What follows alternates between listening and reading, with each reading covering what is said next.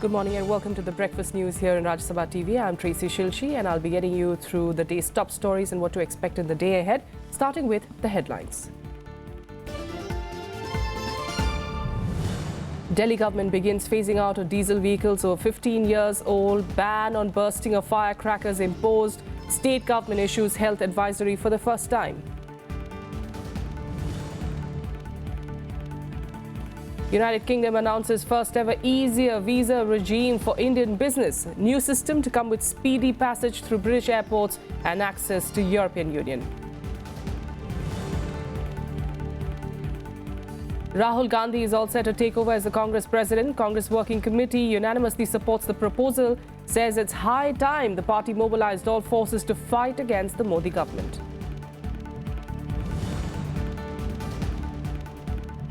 Hillary Clinton and Donald Trump embark on marathon rallies ahead of the presidential elections today. Latest national polls show a narrow lead for Clinton.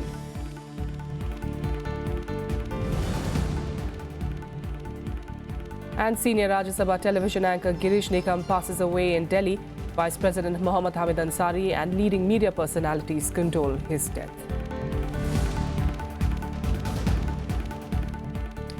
Well, let's start with a check of the smog situation in the capital. The Delhi government has begun phasing out diesel vehicles over 15 years old in the national capital. There are about 2 lakh such vehicles in Delhi. A ban has also been imposed on bursting of firecrackers. The latest directive came after a meeting chaired by Lieutenant Governor Najib Jung. The meeting was attended by Chief Minister Arvind Kejriwal and other top officials of key agencies. In a first, the city government also issued a health advisory asking people to avoid highly polluted areas and those with lung diseases to not venture outdoor for any activities. Decisions taken at the meet will now be reviewed in the next meeting on the 15th of November. Apart from that, a ban on construction and demolition activities will continue till the 14th of November, and overloaded trucks and vehicles not destined for the city will not be allowed in the national capital. The centre has held Delhi responsible for the alarming rise in pollution levels. In an emergency meeting of Environment Ministers of Punjab, Haryana, Rajasthan and Uttar Pradesh on Monday, Environment Minister Anil Madhav Dave said only 20% of the pollution levels in Delhi is due to crop burning from the neighbouring states and 80% is derived from the capital itself. 80% समस्या हमारी है. इसको हमको समझना होगा कि दिल्ली की समस्या 80% है. 20% में अन्य राज्यों से जो पराली जलने के कारण आता है वह हिस्सा है. हमको 365 दिन प्रतिदिन इस पे काम करना पड़ेगा क्योंकि ये एक 2 करोड़ की आबादी वाला शहर है और इसके अंदर हम सीजनल नहीं हो सकते. National Green Tribunal once again lashed out at Delhi government for not taking timely preventive steps to tackle air pollution. Coming down heavily on the government, the tribunal asked, what preventive steps did it take on air pollution in national capital? Why didn't authorities sprinkle water on roads earlier? Why can't helicopters be used to create artificial rain to control dust pollution? Criticizing Punjab, Haryana and Rajasthan over crop burning, it asked, what are they doing to control crop burning?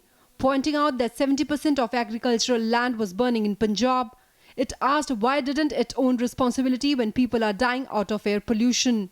Delhi सरकार को ये भी direct करा गया है कि आप air pollution को कम करने के लिए जैसे इंडोर और आउटडोर पोल्यूशन का जो डाटा है वो सामने लाएं कि इंडोर में क्या इंडोर का मतलब होता है कि आप एक कमरे के अंदर जो प्रदूषण है क्या वो बाहर के प्रदूषण से कम रहा है या ज़्यादा रहा है.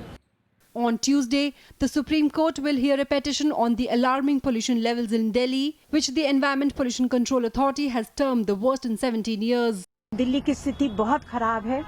जो आज जहर है हमारे हवा के अंदर ये हमारे लिए बहुत बुरा है और ये पब्लिक हेल्थ इमरजेंसी है और इसीलिए हमारी उम्मीद है कि कोर्ट इस मैटर को सुनेगी और जो करना है सरकारों को बताएगी और सख्ती देगी. As smog continued to engulf the capital for the 8th day on Monday, the Delhi government decided to close all schools for the next 3 days and shut down all constructions and demolitions for 5 days. The Badarpur thermal power plant was closed for 10 days from Monday. Delhi NCR में लगभग 4000 ईंटों के भट्टे हैं जो norms follow नहीं कर रहे हैं, ओवर पॉल्यूटिंग कर रहे हैं. उन पे काम करने की बात हुई है. जो ओवर पॉल्यूटिंग इंडस्ट्रीज हैं जो ज़्यादा धुआं फेंकती हैं उन को कंट्रोल करने की बात हुई है। Announcing emergency measures, the Delhi Chief Minister said that the government is exploring the possibility of bringing back the odd-even road rationing scheme and appeal to people to stay indoors. Water sprinkling on roads to deal with dust pollution also began in some parts of the city. The Met Department has forecast little improvement in the current weather conditions for the next 3 days. Anu Diwan's report for Sabha TV. And a 12-day summit for climate change titled COP22 started on Monday in the Moroccan city of Marrakesh. Representatives of nearly 200 nations assembled for talks on implementing the 2015 Paris Agreement on climate change. COP22 president called on all participants to commit to concrete initiatives to support the most vulnerable countries in coping with the impacts of climate change. Delegates will further deliberate on the details of implementing the Paris deal, such as drafting rules on measuring and reporting emissions, as well as the financial contributions meant to help poor countries deal with climate change. India will push the agenda of sustainable lifestyle at the conference. The Environment Ministry said in a statement that the importance of sustainable lifestyle anchored for the first time in climate change agreement was a big victory for India. The Paris deal asks each member nation to curb emissions in relation to its size and economic situation.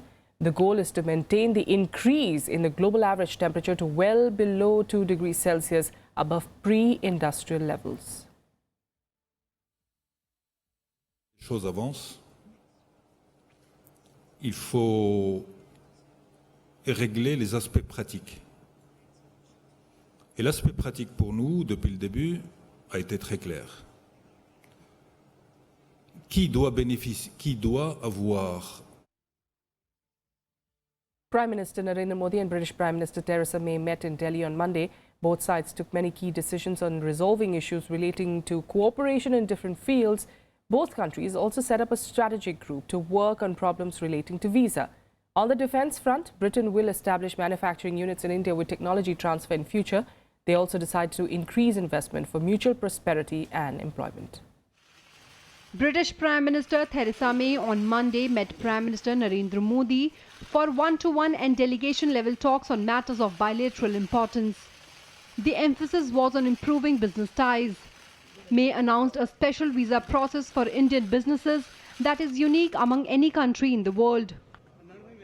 The UK will make India the first visa country to have access to our registered traveller scheme, offering many Indians smoother and swifter clearance at the border. And we have invited the Indian government to become the first government in the world to nominate top business executives for the Great Club, our bespoke visa and immigration service. 2 key agreements were signed to give a boost to business and cooperation in different fields, including defence. The agreements included facilitating ease of business in both countries for each other and on protecting intellectual property rights. I encourage British companies to look at the multiple opportunities in the Indian defence sector. Looking beyond trade in defence equipment, I invite them to build partnerships with Indian enterprise that focus on manufacturing, technology transfer, and co-development. Both leaders discussed issues including terrorism and radicalization of youth in India.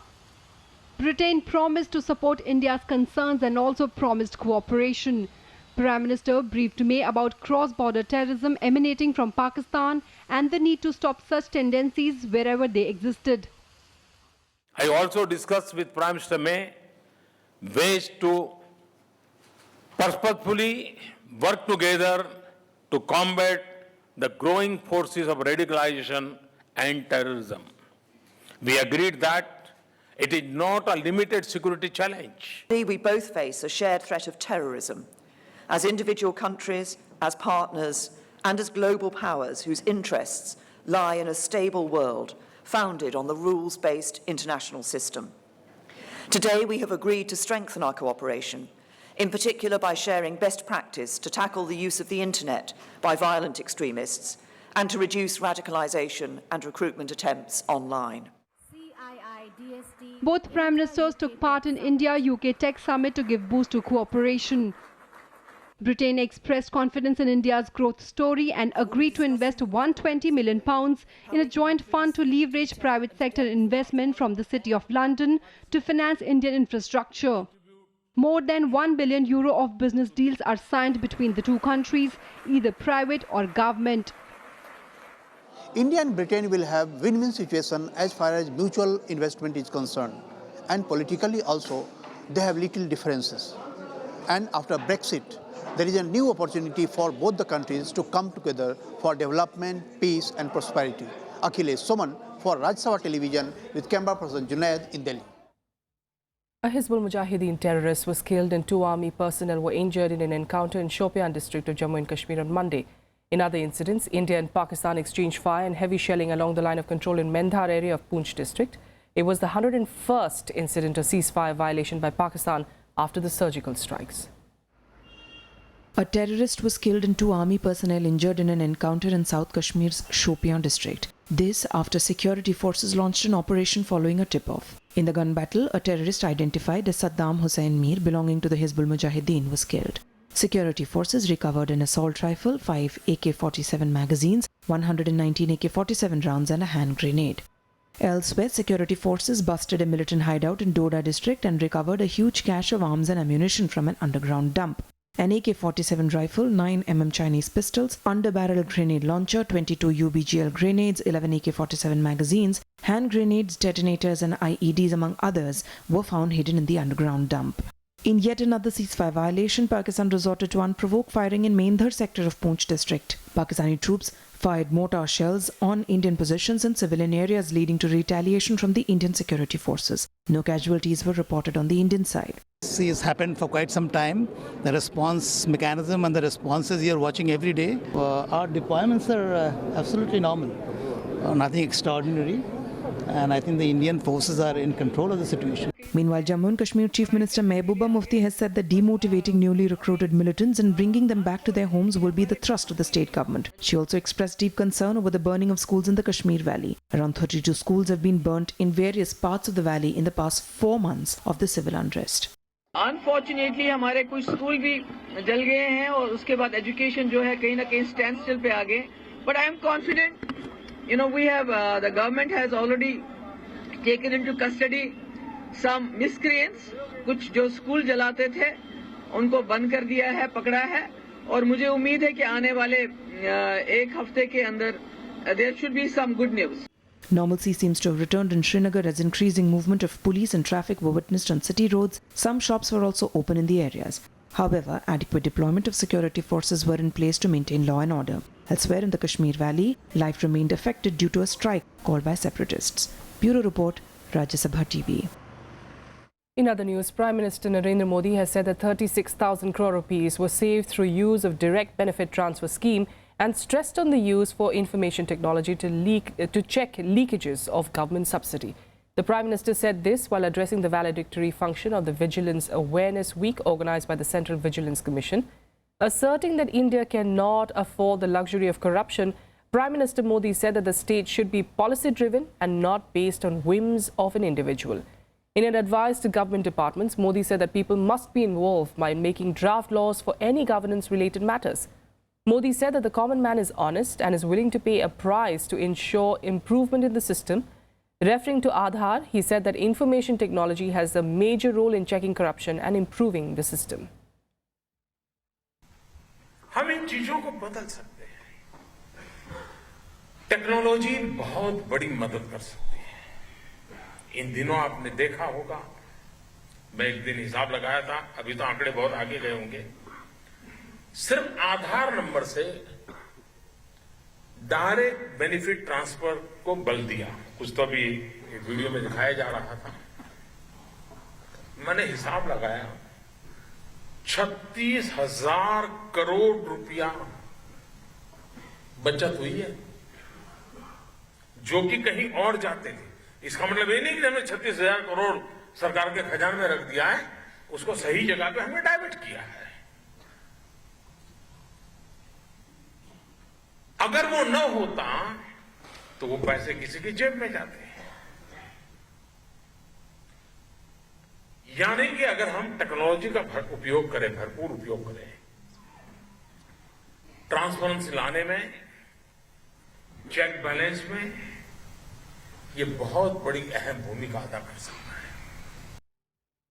The Information and Broadcasting Ministry has put on hold its order on a ban on Hindi news channel NDTV India for a day on the 9th of November. The one-day ban was for revealing strategically sensitive details while covering the Pathankot attack. The decision was taken after a meeting between INB Minister M. Venkaiah Naidu and NDTV promoter Pranoy Roy.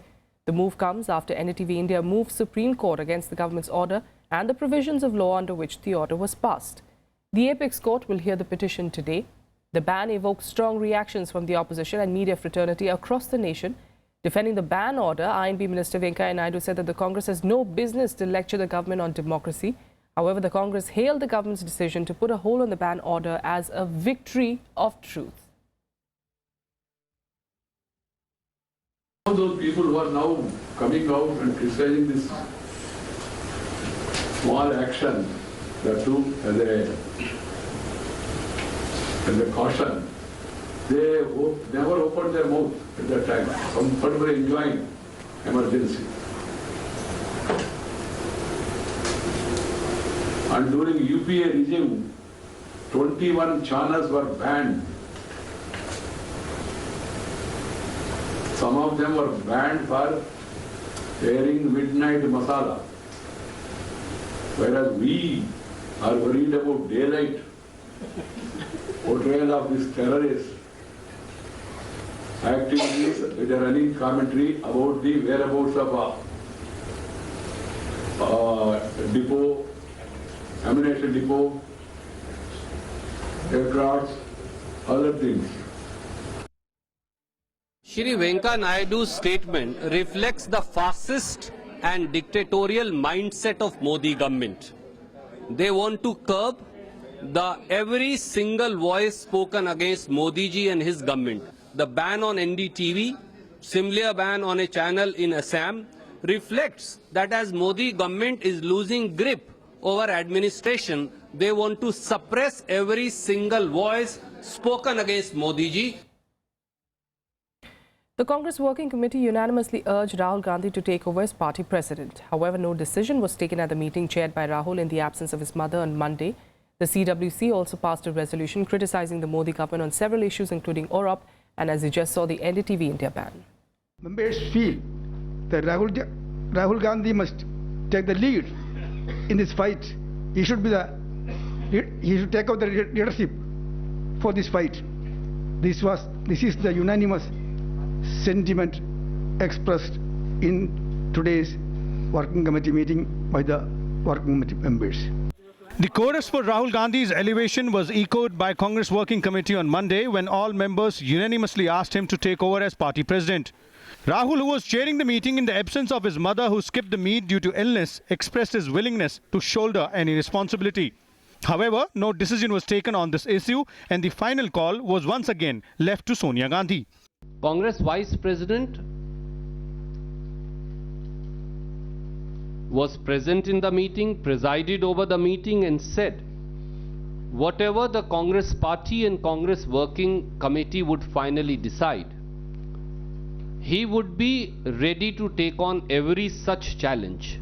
The CWC meeting also passed a resolution criticizing the Modi government on several issues, including the OROP, the one-day ban on news channel NDTV India and unemployment. Congress कार्य समिति ने मोदी सरकार को तत्काल तौर से देश के सैनिकों को 1 रैंक 1 पेंशन उनकी आकांक्षा के मुताबिक देने, 7वें वेतन आयोग की विसंगतियों को दूर करने,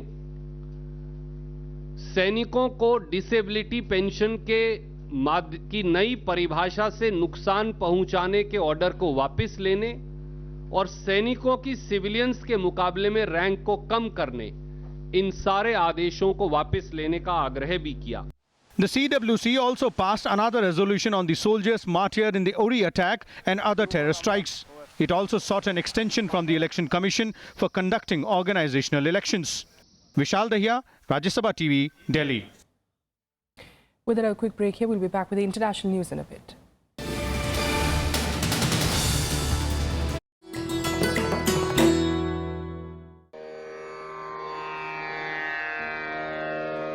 The sacred relics of Buddha were unearthed in Piprava in Uttar Pradesh. Buddhist monks from all over the world visit the National Museum to pay their respects. These charred bone fragments of Buddha are housed in the gold canopy gifted by the royal family of Thailand.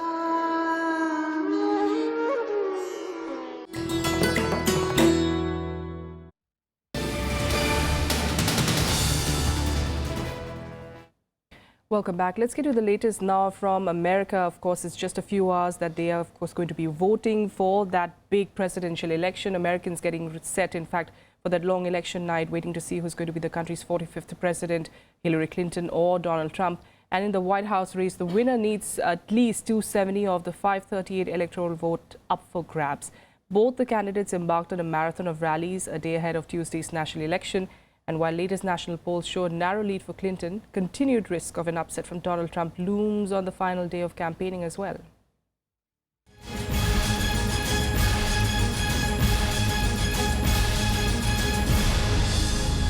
It's not that often where you have a chance to shape history. The world is watching us right now. And now, after months of campaigning, after all the rallies, after all the ads, it all comes down to you. US President Barack Obama making last-minute appeal for Democrat nominee Hillary Clinton in New Hampshire on the last full day of campaigning ahead of Election Day. Both Clinton and her rival Donald Trump are undertaking a blitz of campaigning in key states. Hillary Clinton made campaign stopovers in Pittsburgh and Michigan and went on to Philadelphia, where she will be joined by President Barack Obama, First Lady Michelle Obama, husband Bill Clinton, and Bruce Springsteen. The Democratic candidate will end her White House campaign with a midnight Get Out the Vote rally in North Carolina. If you give me the honor of being your president, I'm going to do everything I can to get this country and everybody in it back up on our together. Because I want to be a president for all Americans.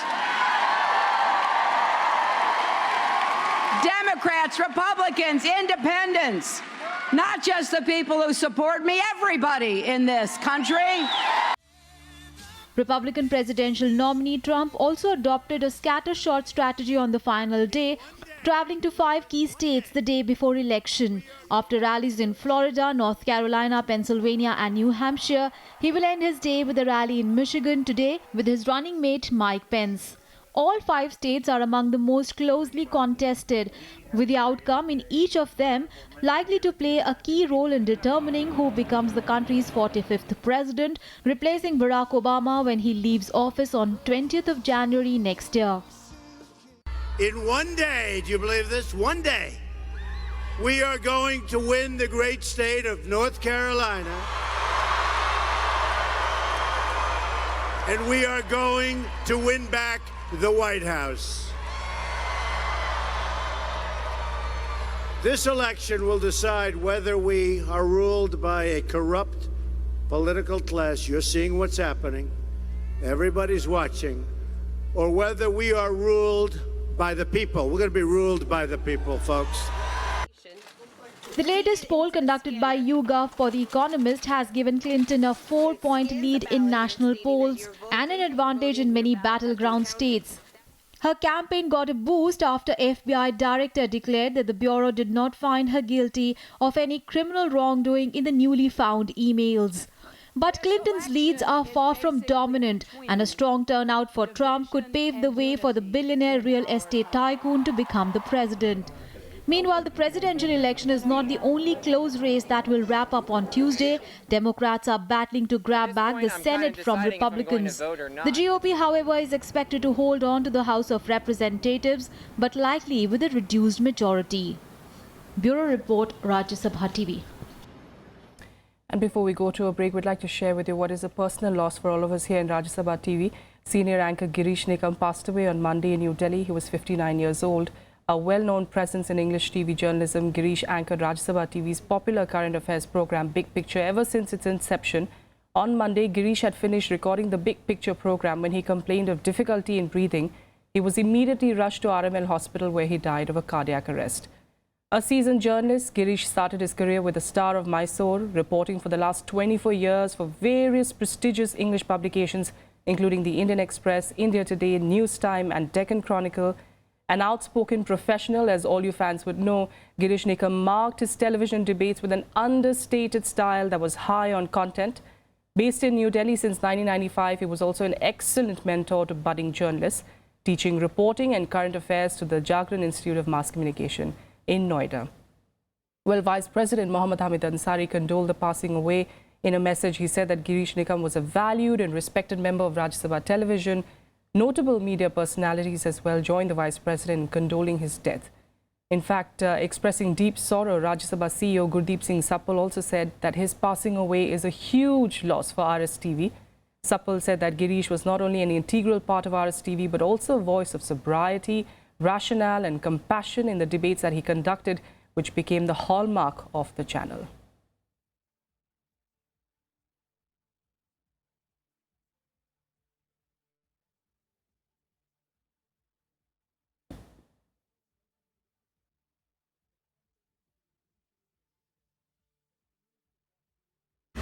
Having different views. He used to be very friendly with me. One of the knowledgeable person, and it's really shocking that he had a heart attack second time, and before the doctors could do anything, he knew more. I just came to know of it. That's why I came here and then saw his body there just now. My heartfelt condolences to his family members. I have lost a very dear friend, but I think India has lost a very versatile journalist who traversed the worlds of print, television and social media. It's a very sad day for all of us because he had a lot more to offer to this world and to the world of journalism. वे एक ऐसे पत्रकार थे जो कि कभी अपने आदर्शों और विचारों के साथ कभी समझौता नहीं किया। मैं उनके प्रति श्रद्धांजलि अर्पित करता हूँ।